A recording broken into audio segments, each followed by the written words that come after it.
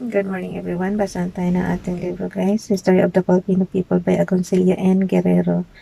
Dito tayo sa 8th edition magbasa. Singit lang to guys ha.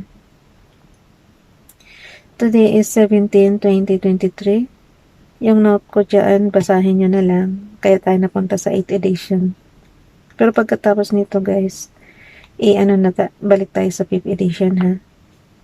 Inano ko lang to papalit. History of the Filipino People, 8th edition, Part 4, the American Period, 15. Topic number 15, the Continuing Resistance, 1901 to 1913.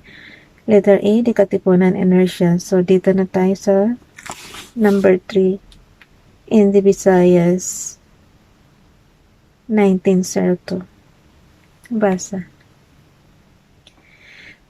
In the Visayas 1902, other areas that presented a serious challenge to American colonial capacity were Samar and Leyte. The outbreak of disturbances was particularly irksome after the surrender of General Lokban in Samar in 1902. It continued up to the end of 1906. The inertia of the revolutionary struggle did not end with Lokban's capitulation. As noted by the Americans, Samar saw during this time the appearance of numerous bands with diverse purposes. Some were preying. Oh, what happened? On people with cattle, properties, and things. Just as others were continuing the political unrest. These jitsams and plotsams, as the Americans called them, were professional in their work. They created the popular image of liberators and benefactors of the oppressed and poor. Raids were conducted by roving bands. Brigadier General William H. Carter reported in 1905 that a large proportion of the people had abandoned their homes and fields to join the bands. One of the serious incidents took place on July 10, 1904 and was known as the Taweran Affair. It was a raid by one of the bands on the village of Taweran in the town of Gandara. 100 houses were burned and 21 people killed. This was followed by the Cantagwic Affair, in which the police lieutenant of the town and others were killed. After the killing, the raiders under their leader, Giuliano Cadocoy, proceeded to the tribunal or town hall where the local teniente was seized, and around his head the American flag was tied. Kerosene was poured on him and he was taken out in the public square. Here the raiders burned the flag, and the teniente Cadocoy warned the people that the same fate awaited those who served the flag. Then the raiders cut off the teniente's lips, burned the barrio, and took away 50 captives. The teniente later died. Cadocoy was subsequently captured and hanged.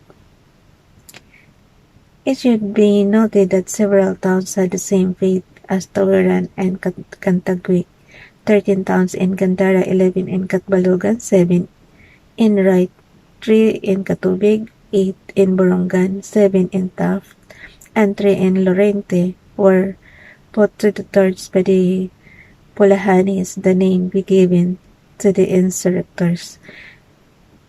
The disturbances in summer were followed in 1905 by similar outbreaks in Negros, Panay, Cebu, and Leyte, when Vice Governor Henry C. Idig became acting Governor General on November 4, 1905. He ordered Governor Curry of Samar to solve the problem.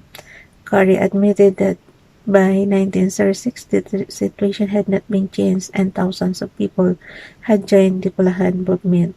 He began negotiations for surrender. After several weeks, reported Colonel Wallace Taylor, Curry, and Pulahanis reached an agreement in which the latter were jailed on March 24, 1906. Instead of surrender, 30 Pulahanis under Nazario Aguilar attacked the constabulary garrison of 50 men in hand-to-hand combat 35 Pulahanis died in the garrison and 8 more outside.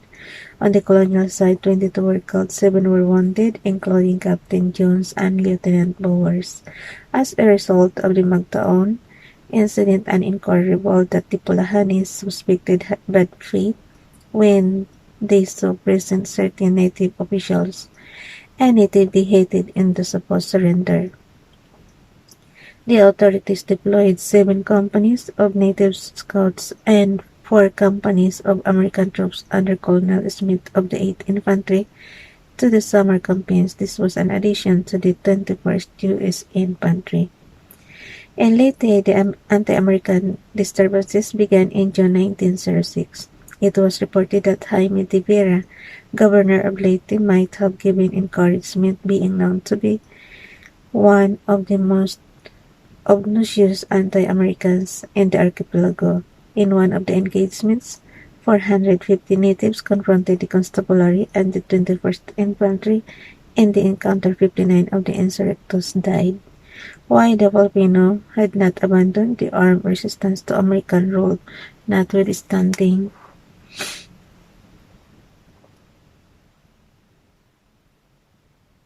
the American declaration that peace had been established by 1907 was due to the continuing racial hatred that existed between the Filipinos and the Americans. Governor James Smith admitted in his 1909 report, "An era of ill-feeling has started between Americans and Filipinos, and I hesitate to see it race hatred." So, nandito tayo sa number 4, Mindanao, 1903.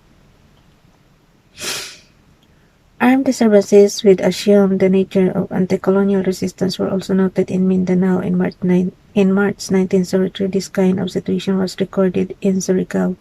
Civil Governor William Howard Taft reported that a group of outlaws entered the town of Surigao on March 23 and attacked the constabulary station, which was under the charge of Captain Clark.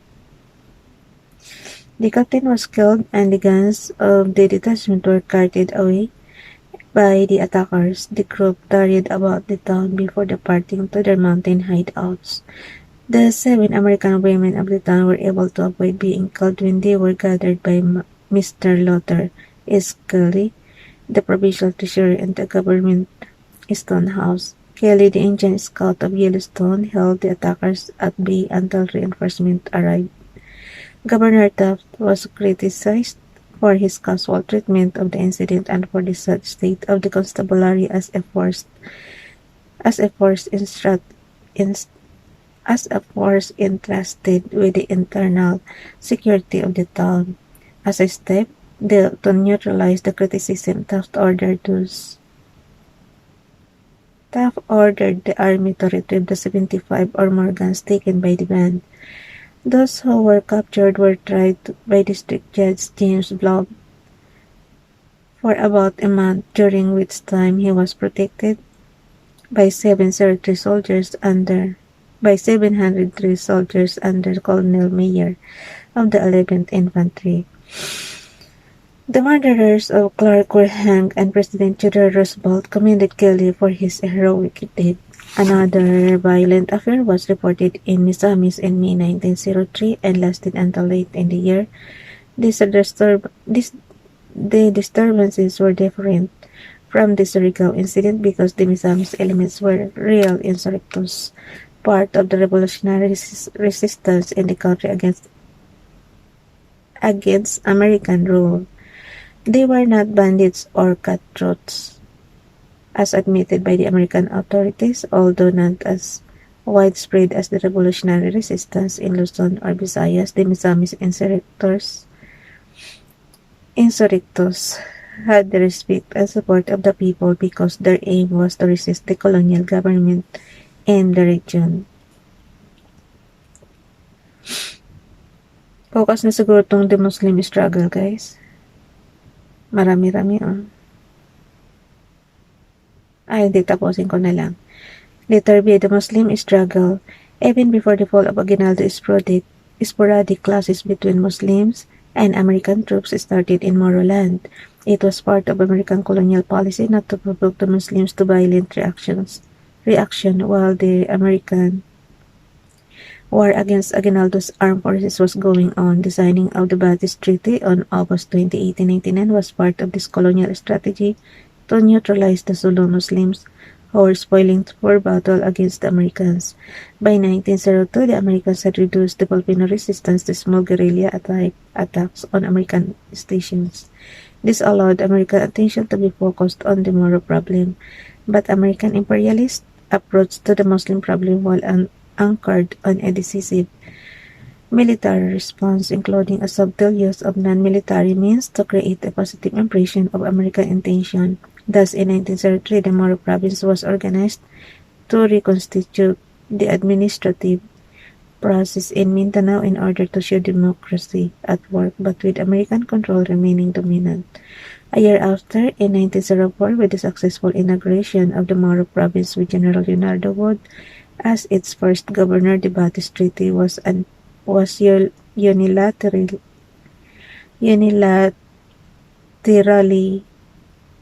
abrogated by the United States, while the reason for abrogation given by the authorities, including President William H. Taft, was the failure of ineffectiveness of the Sultan to control the Moros.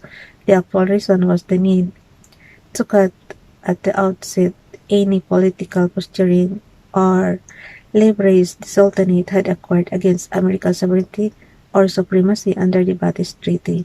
In this regard, Taft said that with the abrogation of the treaty, the Sultanate was left with no other option but to resist the imperialist determination to emasculate the Sultan and consequently to destroy the political hold of the Sultanate over its subjects. The armed resistance after 1903 had acquired an ominous nature and pattern in the archipelago and in a sense would have some relation to the Muslim resistance in Lanao and Cotabato. Thus, the Muslim armed response, the imperialism, can be classified into the ethno-geographic areas where it occurred: Lanao, Cotabato, and Sulu. Number 1. The Lanao Resistance 1902-1912. Despite American efforts to neutralize the Maranao leadership, only a part of it was amenable to accepting American sovereignty. The other part that continued the moral resistance to colonialism was represented by traditional leaders like Sajido Siman, Ampuan Nagos, and Dato Grande. In June 1902, Dato Tongol of Onayan attacked Camp Bicars.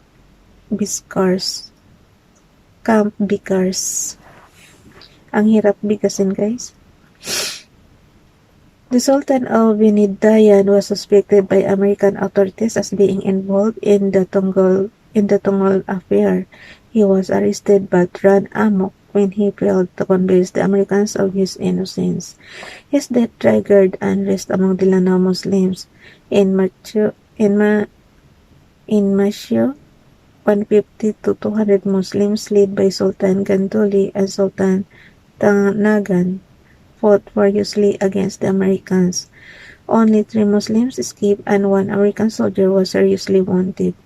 In Taraka, in May 1903, John Pershing started his campaign against the Lake Moros, although there were Datos who cooperated. Dato Ampuan Gos eluded American troops, but in one engagement at Pitacos, 13 Muslims were wounded, 23 were captured, and 90 were killed. Ampuan Gos, with over 200 followers, took a last stand at his Taraka fort. The American assault resulted in the destruction of the fort, with 200 defenders killed and 29 captured, including Ampuan Gos. In 1906, he again defied the Americans. Troops from Camp Kitli were sent in pursuit of Ampuan Gos, but they were ambushed. Only 3 of the troops and a Muslim guide were wounded. Again, troops were fielded to Ramain, where Ampuanagos was reported hiding. There were clashes but no reported casualties. Finally, in June 1907, military contingents engaged Ampuanagos and his band at the Daganan, inflicting heavy casualties on the latter. In 1908, he attacked Tansalan with 20 rifles and harassed government troops in surrounding areas. Finally, peace negotiations led to Ampuanagos' surrender, thus ending the resistance of one of the most elusive Lanao rebel leaders during the early American decade. With the neutralization of Ampuanagos' resistance, the Lanao problem had virtually been resolved. There were no significant encounters or battles after Ampuanagos. The other Lanao datos and sultans had earlier accepted the American peace overture and offer of political partnership in local administrations. Bukas na guys yung Resistance 1899-1913. Bukas na yan. Bye everyone. God bless.